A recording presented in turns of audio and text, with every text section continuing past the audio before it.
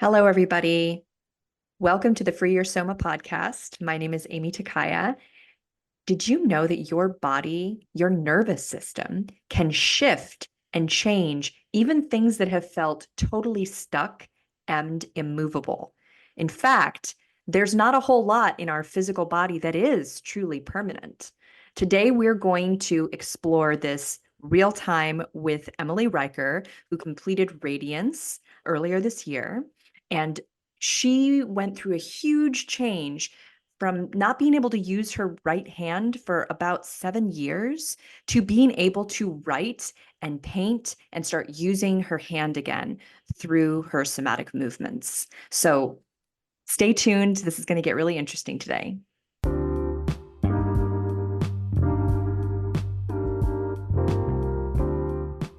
Every day there is a forgetting, and every moment there is the possibility of remembering. Remembering who you truly are, awakening to your body, to the inner world, to the experience of being alive. Here is where you find the beauty, the joy, and here is where you free your soma. I'm your host, Amy Takaya. I'm here to help you move from pain to power, from tension to expansion, and ultimately from fear to love. Hi, Emily. How are you?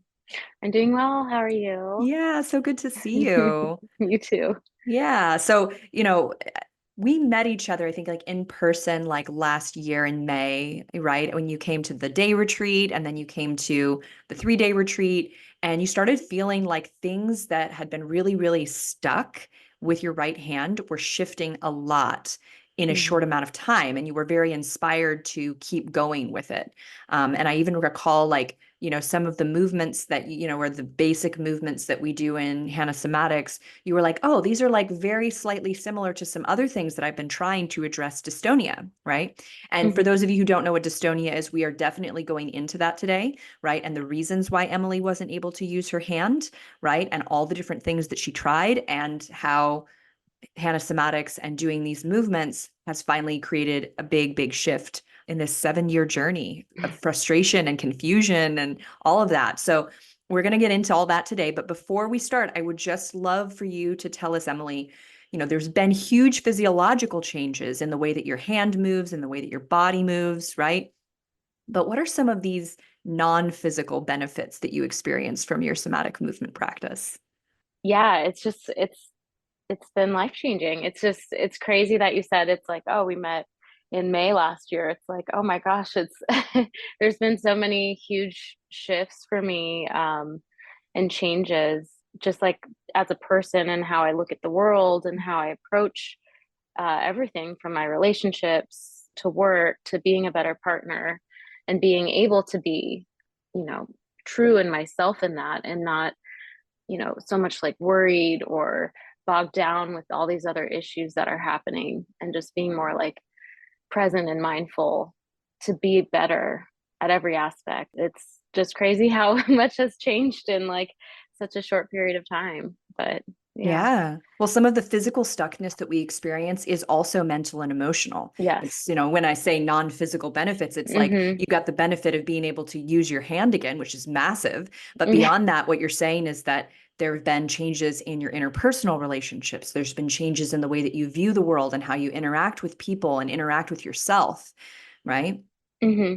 Yeah, and it's the kind of like blessing and curse that dystonia has been is really recognizing how much the mind affects like the physical states and everything else that goes along with it. So in shifting all these things and kind of working with them, it's yeah, it affects everything, all Yeah. aspects of life.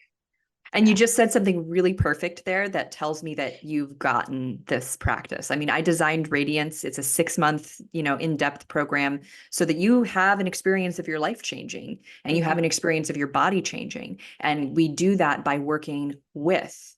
And so you just said that. You said working with these things, working Hmm. with these aspects of yourself, because a lot of times we're taught to work on ourselves, Hmm. right? Where like we're an object and something's happening to us rather than these are all dynamic living processes that we're interacting with. And with is much more interactive, right? And so I Yeah. hear that even in your language and the way that you're speaking, that you're starting to see the interaction between things versus just this is how it is, right? Hmm.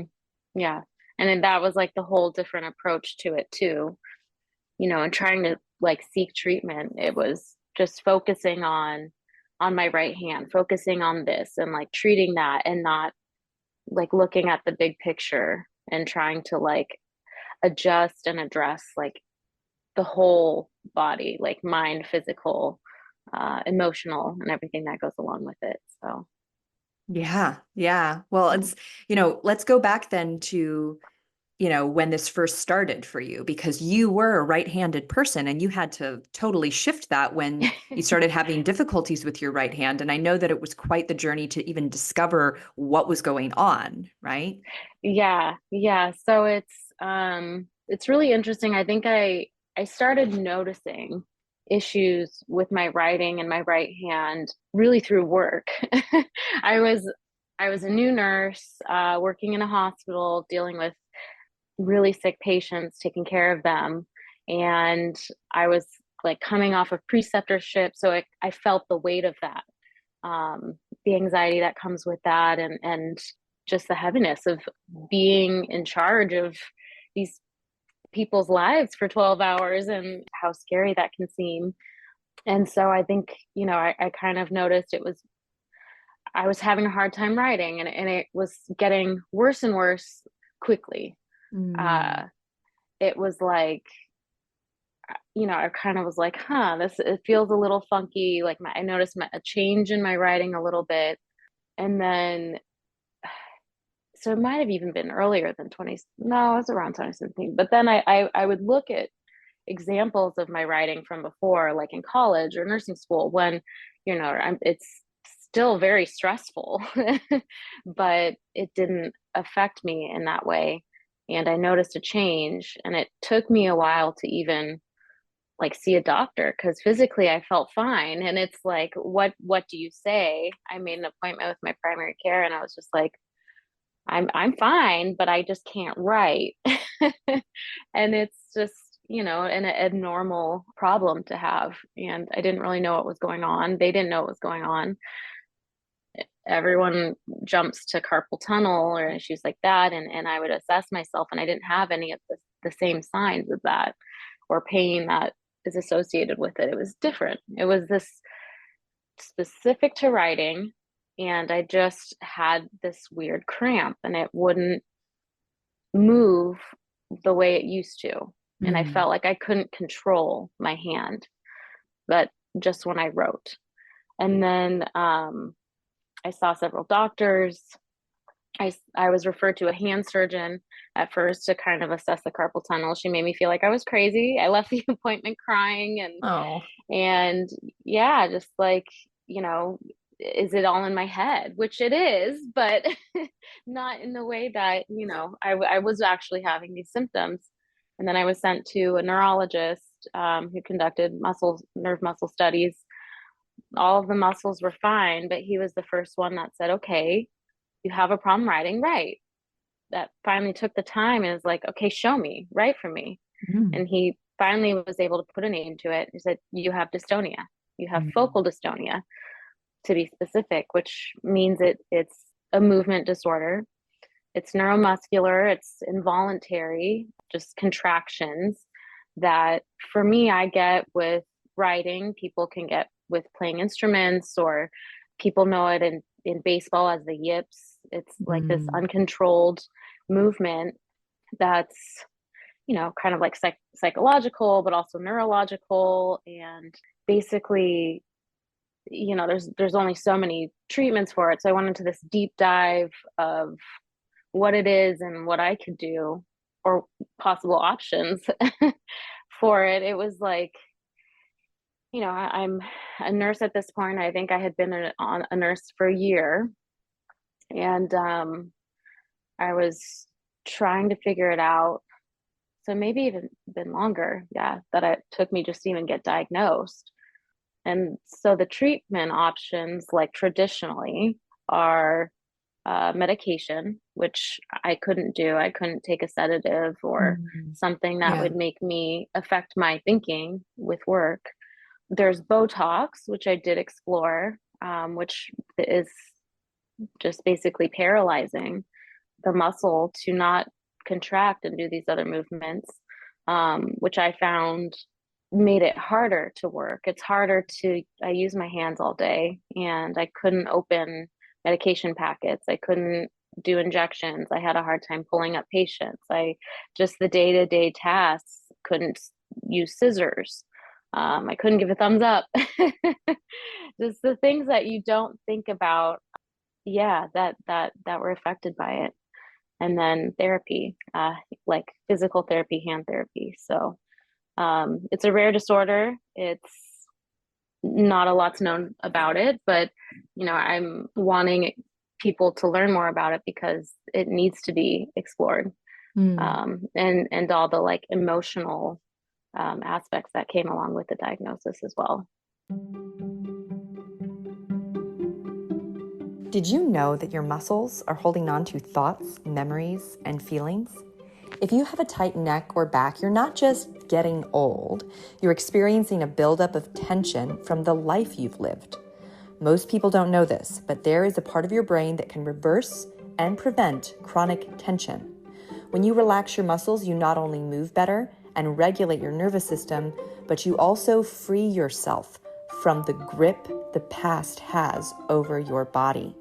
So you can live with freedom, confidence, and enjoy your life now. How does that sound? Join me, Amy Takaya, and discover what my clients are raving about at youcanfreeyoursoma.com. Yeah, absolutely. Well, it's this thing that feels out of your control. Like you said, you felt like you Mm-hmm. didn't have control over your hand anymore. Mm-hmm. And it was getting in the way of all these very basic kind of normal activities that now you were unable to perform. And that can feel very scary. And Mm-hmm. also, like, I could see how easily, one might jump into some kind of what's wrong with me? Like, there must be something that I have done, even unconsciously, we can kind of slip into that. Like, what is it in me that is, that is faulty and broken and wrong that this is happening to me? Right. Mm-hmm. And that can come with a lot of like, I guess like heaviness, psychic and emotional heaviness, and even I'm sure you experienced bitterness and frustration that people couldn't seem to give you any sense of like how to actually address this and make it stop, right? It was like, oh, you can Mm-hmm. try these things, but we're not sure. We're not sure whether this is Mm-hmm. going to help, and then things like a sedative or something to paralyze the muscles. It's like, this doesn't Yeah. sound like very Yeah. helpful, like it sounds like these are things that you do when you're just going to have to live with this Mm-hmm. versus there's a way to resolve this. Exactly. Yeah, I felt like it was those were all like band-aid solutions, right? It's kind of just like putting not quite addressing like the entire issue or why it's happening and not helping. It was like more of like a negative solution in my mind. Like it was making my life harder, not better. Yeah, yeah. Well, and it's interesting because when you're, describing what the doctor said to you about it being something autonomic, and I don't know if you use that word, but Hmm. unconscious, like it's Hmm. these contractions that are going on, that your nervous system is doing this and it's neurological, right? And like you can't change it just by kind of pressing on it. It's something that your brain is doing, Hmm. right? But he didn't know what you now know, what we have done, which is Hmm. totally possible, which is that we can get your motor cortex to actually undo that, to stop doing some of those contractions. And as you were describing in the introduction here, we're never just going to focus on your hand. Like you and I did hands-on Hmm. work together, like we did Hmm. in-person work together, and we worked a lot with your hand, but you Hmm. also were practicing on your own with your whole body and working with releasing the muscles around your spine and around your shoulders and your back and your neck and your lower back. And even with that practice, you found that your hand was softening and your hand was shifting as you worked with your whole body, right? Because it's all connected. And Hmm. so this is unfortunately something that most people don't know about, even doctors, that can address a whole wide range of issues that people have where they're feeling stuck, whether that's physically stuck with, that tension or pain or discomfort somewhere, or you like very frozen, right, in your Mhm. hand and unable to get your hand to relax, unable to get your hand to stop doing whatever it was doing, right? And, your nervous system has a way, right, to change that and shift that. So maybe you can tell us a little bit about, when you were looking into the mental and emotional aspects of these things. Like I think at some point, Mhm. there was a discussion of, oh, maybe you should be doing talk therapy, or you tried some kind of program where there Mhm. were these kind of mental or emotional prompts. Can you tell us a little bit about that and whether that had any effect for you, whether that was effective at all? Yeah, definitely. Um, so the more I was like working with therapy, hand therapy, and like delving into it, I was kind of shying away more from the Botox because I was realizing that it was more of like a hindrance for me than helping. And kind of leaning into hand therapy, occupational therapy, they were great, but it was again like finding adaptations, but kind of like band-aids to try and solve help, but it wasn't like addressing the core issue. So I joined some groups. The best piece for me was joining Reddit. There's a Mm. dystonia group, and from there I heard about this. I think she's like a neuroscientist, Ruth Childs. She's from the UK, and she has a program that was basically addressing like how the brain has these like mapping. And so like the neural pathway basically that I had always had for writing had been disrupted.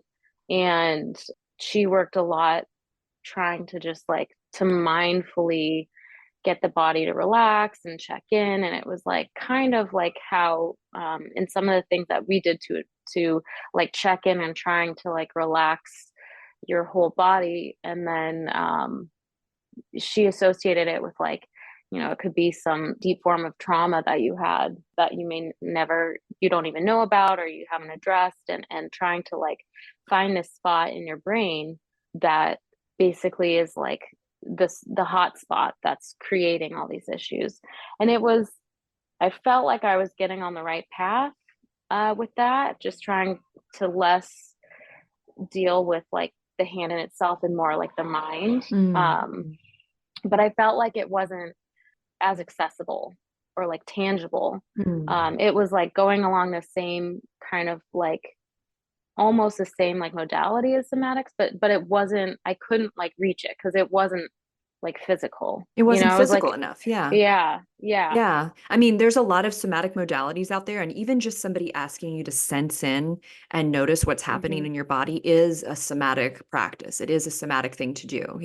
And there's so many benefits to work like that, going in and sensing and seeing if you can consciously relax things. But we can only consciously relax what we have access to, Hmm. right? And how much access do we have to that space in our body? How aware and how many pathways are going to that area, and what are those pathways doing? you know and with Hannah Somatics, what's so wonderful about this modality is that it has those sensing, feeling, experiential elements, but it's a physical movement practice with a very specific technique that actually gets your brain to gain access to that space to relax it, or to let it stop doing whatever it's been doing. So Hmm. it's doing that simultaneously. When you do the movement, you're reconnecting to that space through a physical action, not just by feeling into it while you're moving it. And then you are slowly letting it go, and you're paying attention while you're letting your muscle relax. And then you're actually at that relaxation part. And that's a part that actually can take some time, right? It doesn't happen immediately. I mean, I remember there were a few sessions where it was like, oh, my hand is like 30% more relaxed. Hmm. And then we would do a few more things. And then it was like, oh, now it's like even a little bit more relaxed, but not totally relaxed yet. And then we Hmm. would work with your whole body more. And by the end of the session, it was like, oh, my hand feels like way more relaxed. Right. So it's something that happens gradually because we're rerouting, Hmm. we're writing new neural pathways alongside the ones that we want to get pruned, right? Hmm.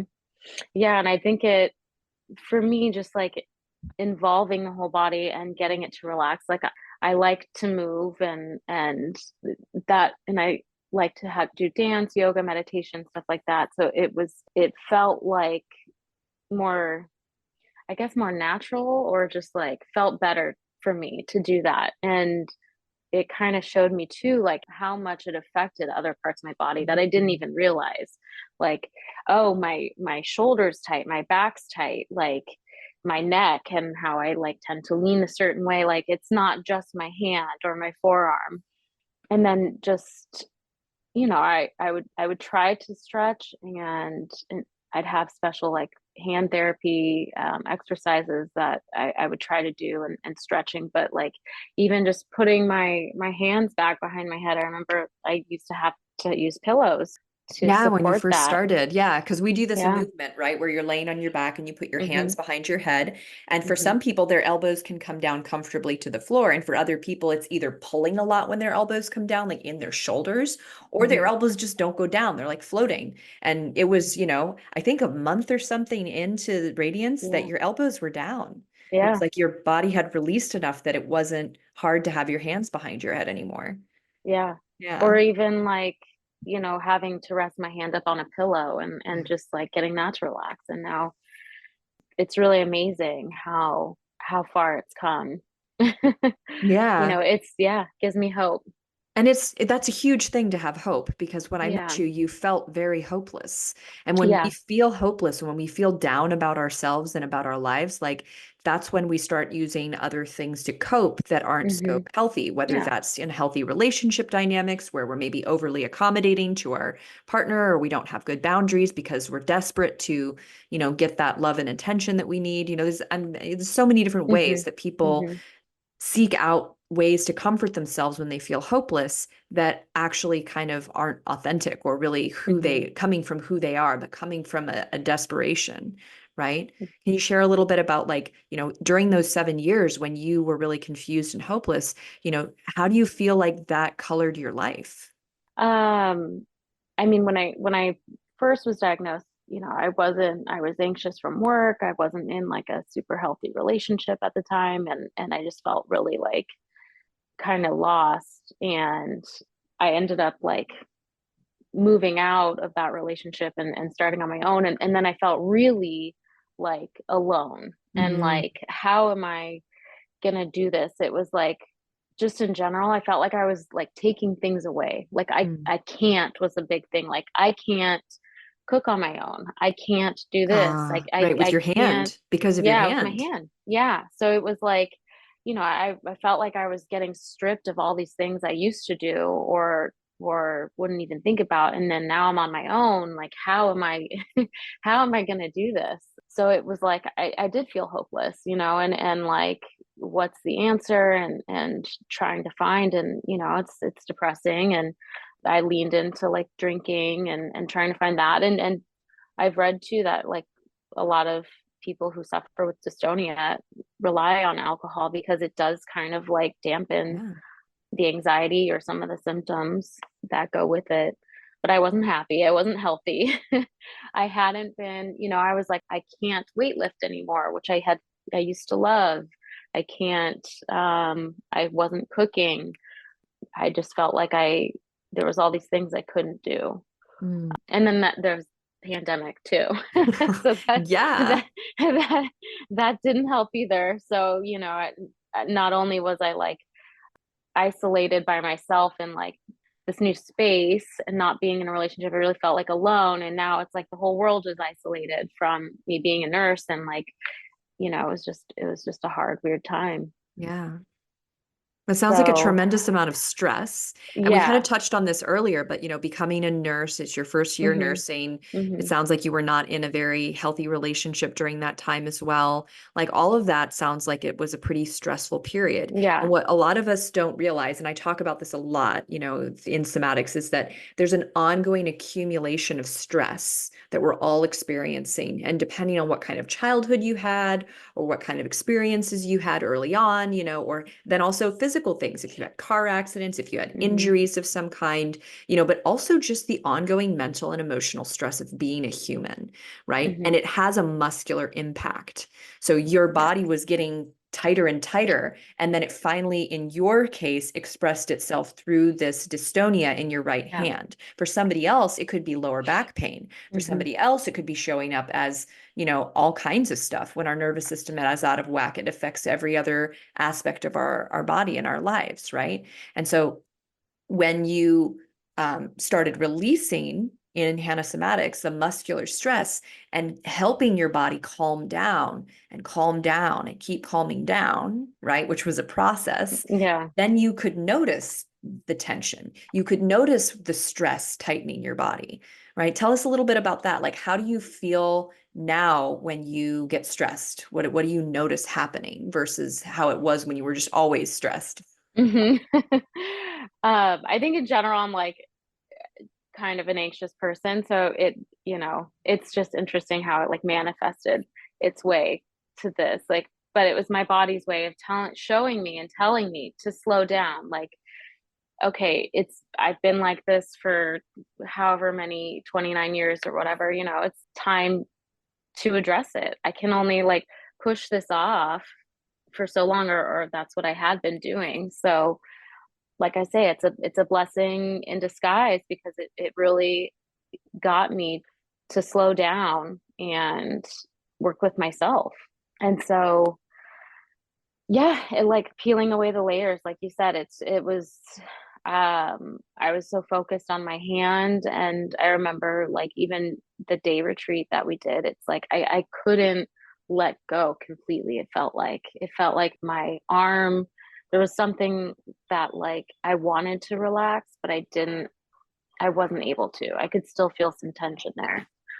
And then slowly just doing more and more of the practice. And then, even from doing the 3 day retreat, it's like peeling away the layers, like, oh, maybe now, like, my arm isn't as tight or as tense as it has been. Now it's like it's moved to my back, and like in these in these different ways, and just kind of like, you know the more layers I peel, it can change in spots. But now I know when I do feel anxious, like um I had a really busy summer with traveling, and it was great, and visiting family and friends, but I that leaves little space to do my practice.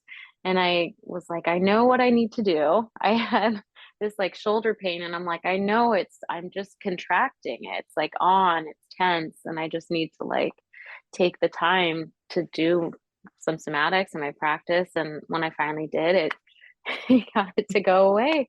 Yeah. Right. That's such a Yeah. miracle when you really think Yes. about like how people take Mhm. pain meds for Yeah. years.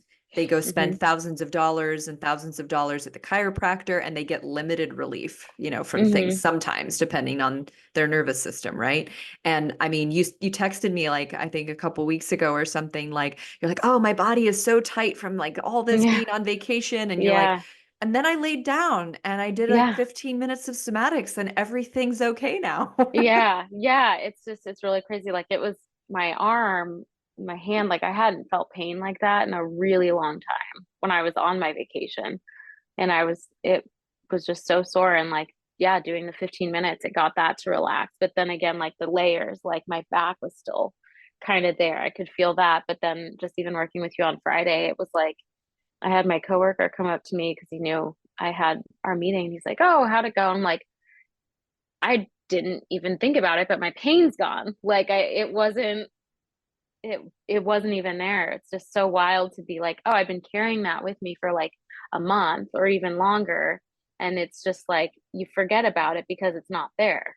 Yeah. which is Yeah. amazing.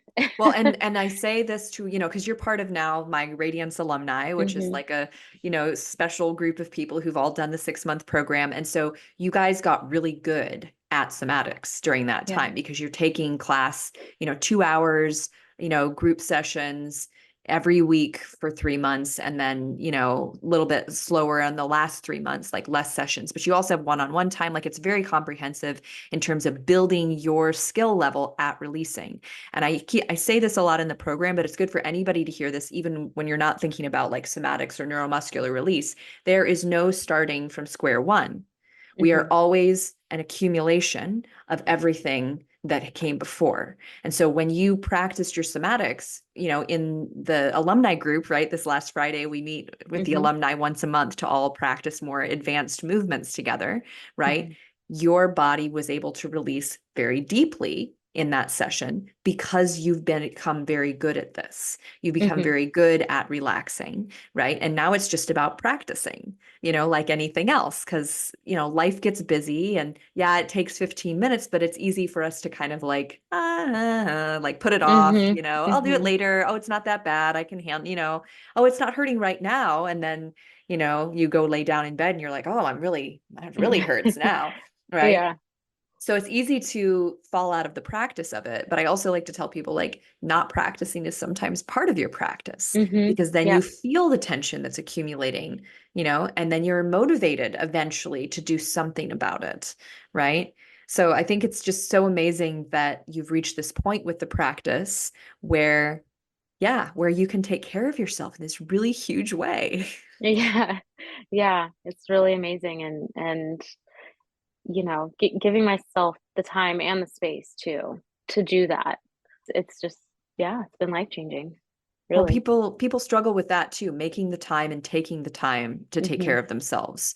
You know what I mean? Like, especially if they have a lot of responsibility, whether that's at their job or for their family, and I know that you just kind of said that, like when you're on vacation or when you're traveling and you're doing a lot more interaction with other Hmm. people, right? Do you find that it's harder for you to take time to just peace out and take care of yourself?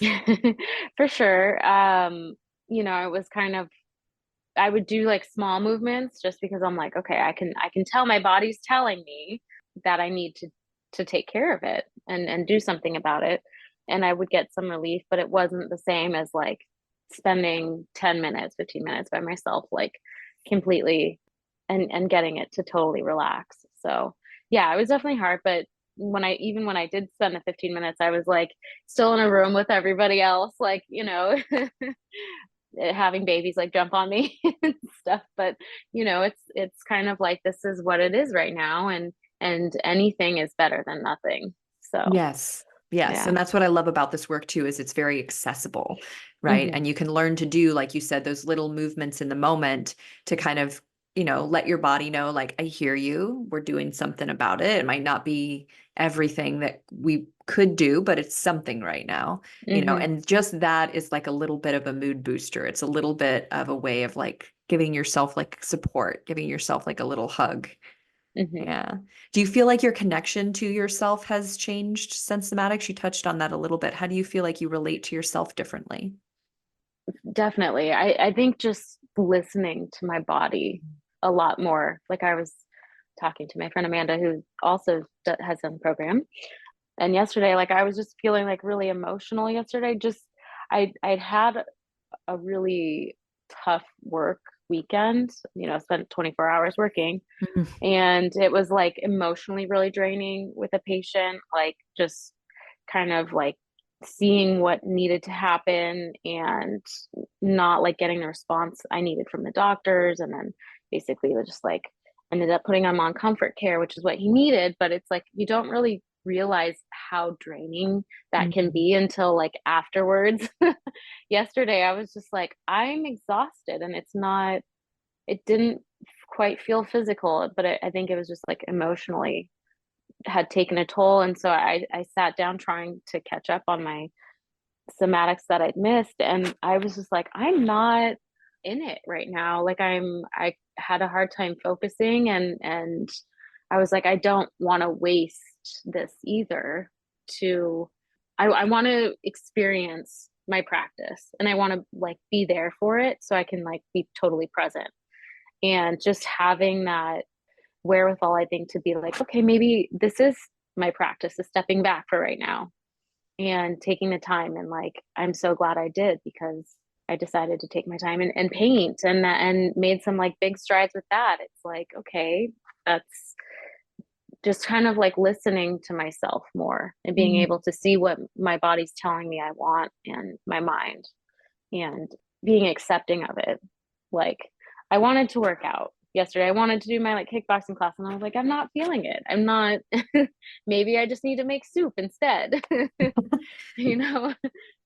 Yeah, well, it's this again idea of going with Yeah. ourselves instead of trying to force ourselves to do things that, Yeah. maybe we want, but another part of ourselves is like, it's not really what's going to be most helpful right now, Yeah. or maybe we think we know it would be good for us, right? Hmm. Except right now where we're at mentally or emotionally, like it's going to be kind of forceful. We're going to be like forcing Yeah. ourselves to go through this.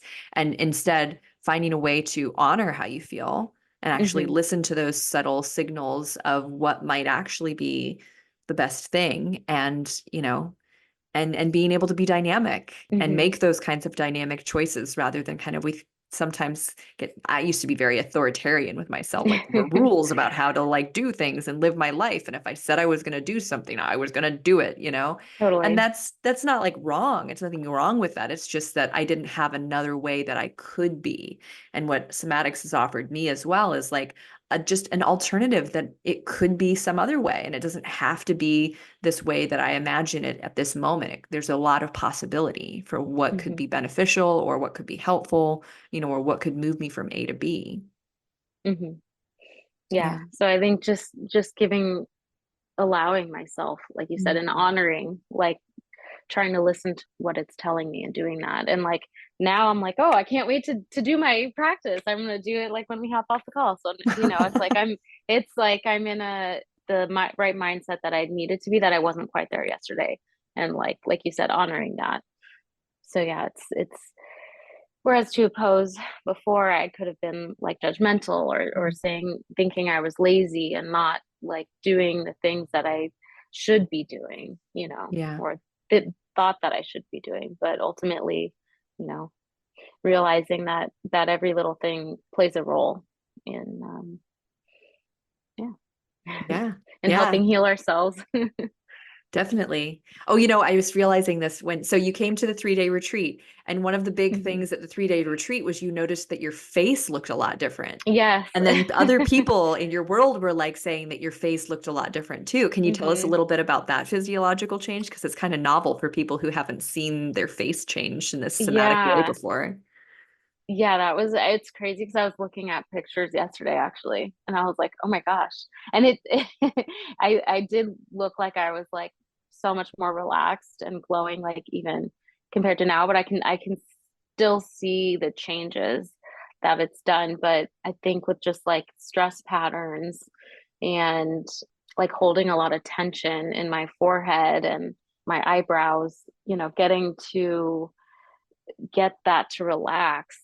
I feel like for some reason, for me, whenever I am laying down and do like the crossbody, like kind of like little crunch, I feel my face just like releasing all of that tension. I feel my forehead letting go. And, and kind of working with you and doing some of like the facial like scrunches on one side and getting it to relax, and like really delving into that, I have noticed a difference. It's like it's more evened out, and Symmetrical. more symmetrical, and yeah, just not just holding on to that even subconsciously, all that tension. And like you said, it's, I think you said at the retreat too, it's just like, I wouldn't say I'm like have a mean face, but I guess I'm always felt like it was like anxious maybe, or kind of not just like open, which I'd hope is kind of like more of the person that I am. I love helping people, and being there for people, and want to be open. So like having that be communicated across my face, because I'm feeling more open and healthy and happy, was just kind of like a nice bonus. Yeah, we get to meet a new version of ourselves when we do this somatic releasing work because we get to meet who we are underneath the stress, right? Hmm. That we realize, oh, I'm actually not my stress pattern. Like that's part of my nervous system, you know, doing its thing so that I can survive like a difficult moment or survive something challenging. But I'm not my stress pattern. I am underneath of it there, Hmm. waiting to be, remembered and waiting to shine, and that's like part of why I call the group radiance, is because as Hmm. you release those layers, right, you start to feel that sense of like warmth and glow and that openness, right? But it's not like just total openness. It's like openness that like can be a little bit like flexible. Did you Hmm. find, and here's a good interesting question for people who've done radiance, did you find that you feel like boundaries in your relationships are different?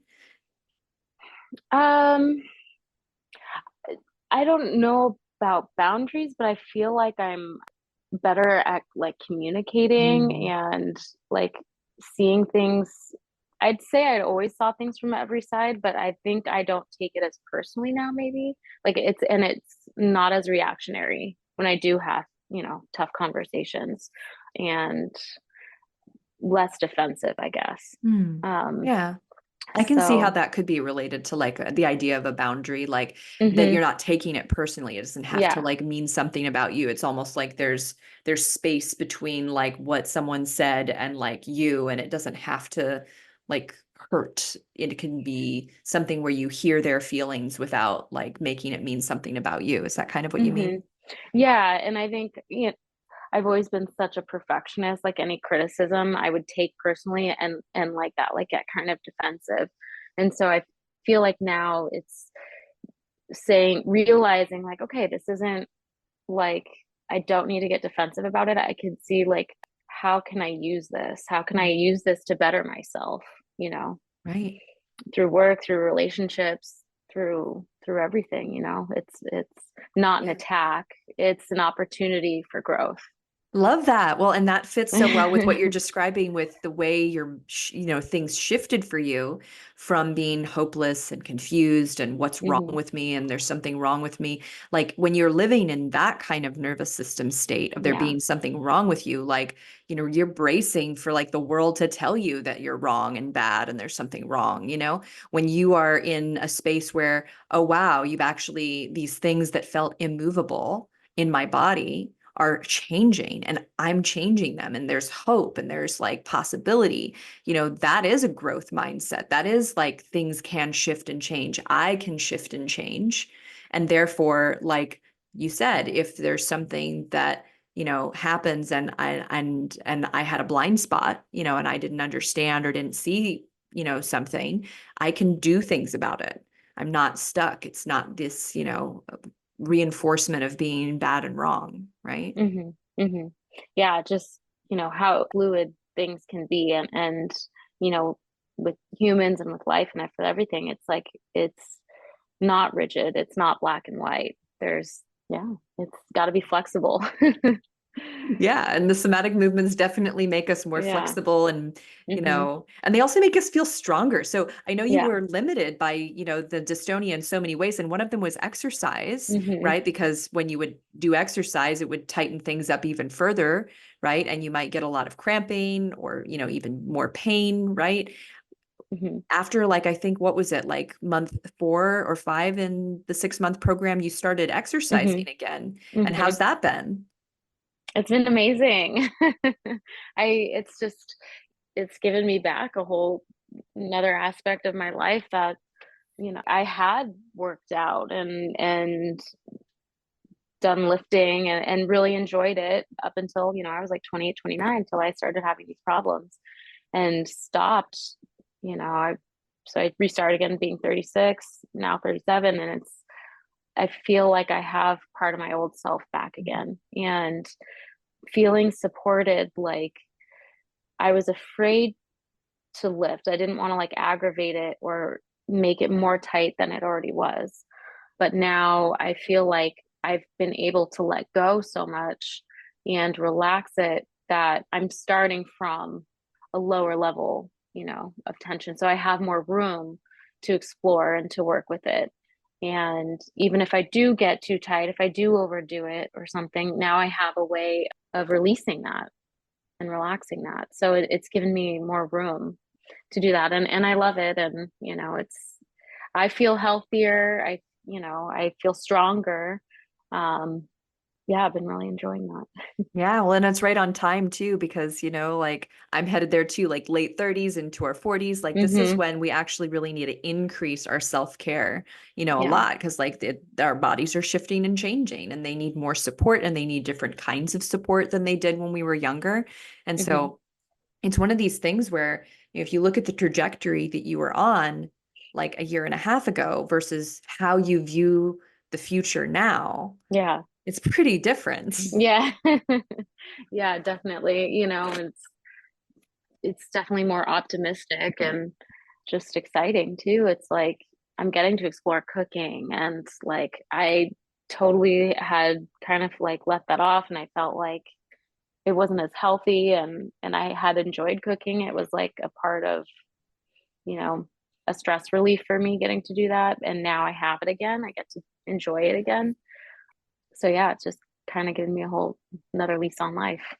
Yeah, no, I'm so proud of you. I just think you've done so amazing with this and just watching you shine and, feel better and, feel like you have choices, feel like you have more agency than you Hmm. felt like you had has been so incredibly inspiring to me. And, Amanda, who's our, mutual Hmm. friend, she was one of my very first somatic students, and she's Hmm. just been so supportive and encouraging for people to try this because it really is something different, and there's so many different challenges that we're facing that wouldn't be as difficult with a more calm and relaxed body slash nervous system, Hmm. right? Whether it's mental and emotional stuff that's going on or literal physical challenges like the one you were having. Like I think in your radiance testimonial said like anybody could do this and it would benefit Yeah. anybody to work with Hmm. their nervous system in this way. Yeah, definitely. And just, you know, like I said, that like realizing how interconnected all of it is. Like if you one could think like, oh, I'm just anxious or I have this body thing, and just like how much it helps everything. Yeah. Yeah. Wonderful. Well, what advice would you have for somebody who's just getting into somatics? Like maybe, doing some movement videos, or maybe they had like one session with me, but they're not sure. What would you say from your, now rather deep experience in this? What would you say to someone who's first starting out? I guess just kind of like enjoy it and give yourself the time and space to kind of explore it. It's kind of like for me now, it's like almost like a spa session, It's like it's like a treat for me. So I guess just like getting to experience that and really like enjoying Mm. the time and the movement that you get out of it. That's great advice, I think, because Hmm. sometimes this feels too easy, like because it's so relaxing and there's no pain, ideally, like there's, Hmm. and it's just very calm and small, gentle little movements compared to what most people are used to. I think, especially even for me in the beginning, it was like I thought that in order for any kind of change to happen, it had to be intense and painful. And so your Yeah. advice to actually just let yourself Hmm. enjoy Yeah. Yeah. that this is enjoyable. Yeah. Pretty good Yeah, advice. definitely. I know. And like stretching, it's like you're trying to do like yoga or like getting further into a movement versus like with this, it's like, oh, maybe you're backing off from the movement. It's kind of like, like how can I do less? So yeah, it's really amazing. And then just, enjoying those moments I've definitely had of like euphoric afterwards or like really meditative and almost like transcendent, just like really getting into that headspace and enjoying when you do get that Yeah, yeah. experience and opportunity.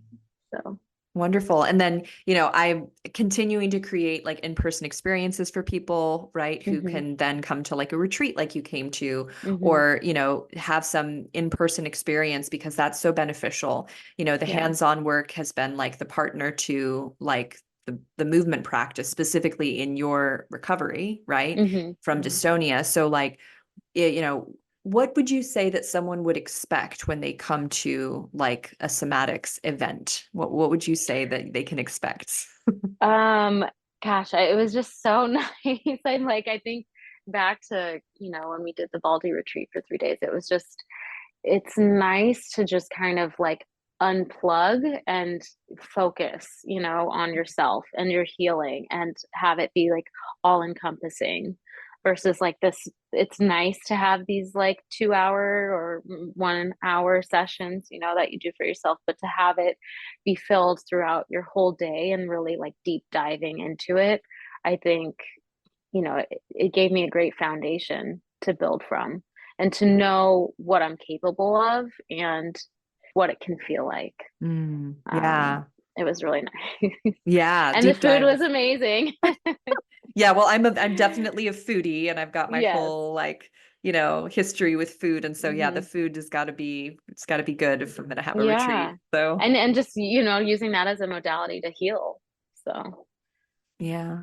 Wonderful. Well, again, I'm so proud of you. I'm so proud of you sharing this story so other people with focal dystonia, right, or other kinds of nervous system challenges hmm, can actually hear about what it's like, to yeah. see something that felt so immovable and so permanent, quote unquote, Hmm. for Hmm. like 7 years of your life that it could shift dramatically in a 6 month period of time. Yeah.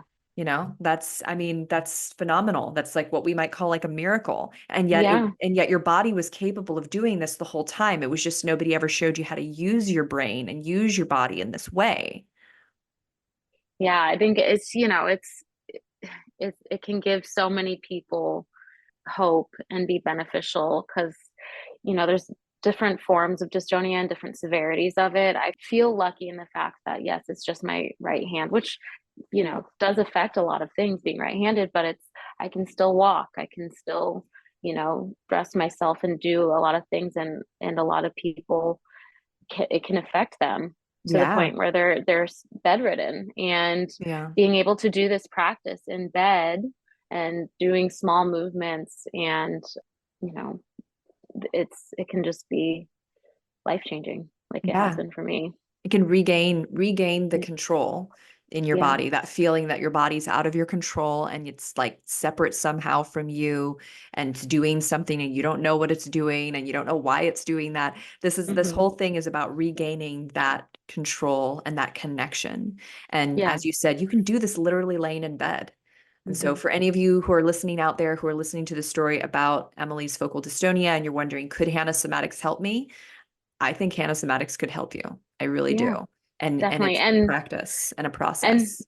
that, and like how reasonably short amount of time, like some of the other treatments I was looking at, it's an all day affair of treatment and journaling and all this stuff, and this is just, you can take that 15 minutes, anyone can take 15 minutes and just get them to relax and have it be so beneficial.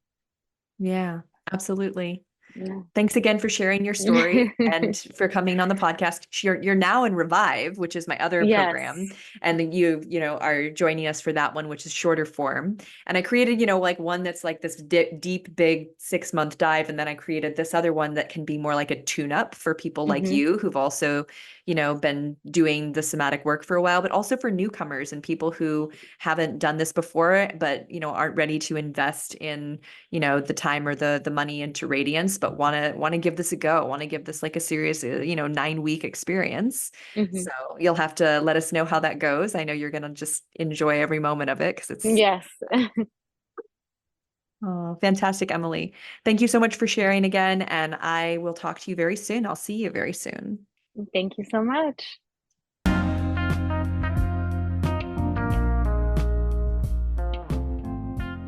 Hey there, friend. I hope you enjoyed today's episode. I would love to hear your thoughts.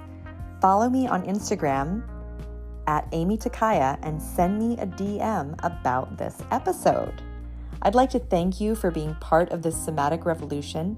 And if you'd like to support the podcast and help more people learn about somatics, consider leaving a review or a rating. And finally, if you'd like to have the experience of relief in your tight hips or back and learn to understand what your body is really saying to you, visit youcanfreeyoursoma.com. I can't wait to share with you what is truly possible. Bye for now.